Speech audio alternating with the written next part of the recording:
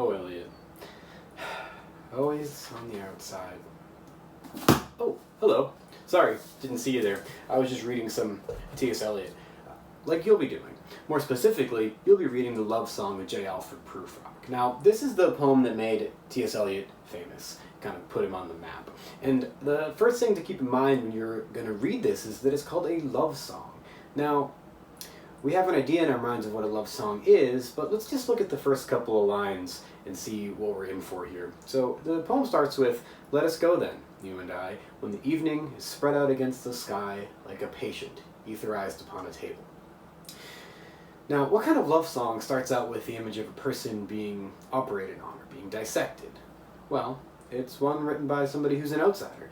Eliot's primary personality trait is that he's an outsider. He lived his life feeling different from everybody else.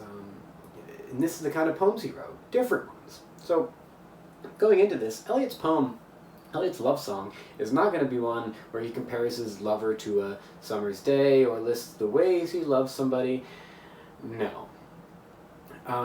Eliot's poem is about what it means to exist in a confusing, difficult, cold, modern world. It's a poem about the difficult questions. It's a poem about questions like, what is the universe anyway? Questions like, how can I love anything? How can I love anything if I don't understand anything?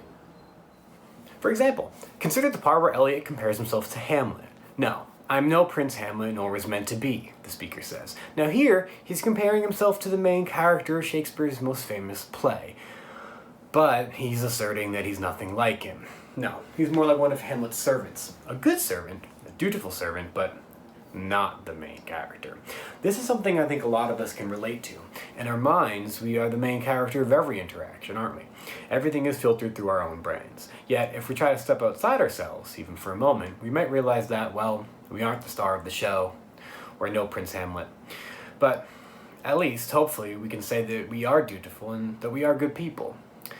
The other thing to look out for in this poem is distance. No, not the kind of social distance that we're talking about now, but in a way, sort of. Think about how Eliot describes everyday things.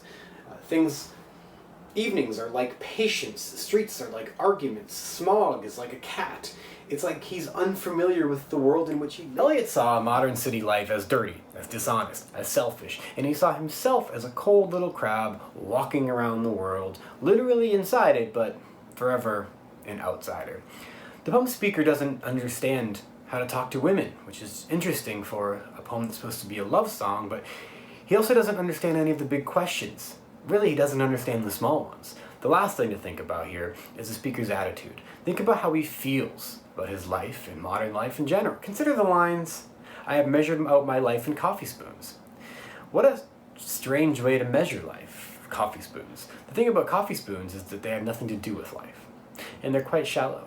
Here we see the speaker acknowledging how shallow of an existence he leads, how unimportant he and all the parts of his life are, how shallow they are. It's sad, really, and I think towards the end of the poem we get some of the saddest lines in literature. "I have heard mermaids singing each to each," he says, "but I do not think they will sing to me." Even in his imagination, he can't imagine anything in the world would pay attention to him. He's forever an outsider, forever alone. Even the mermaids, sirens who just want to trap sailors and eat them, won't give him the time of day.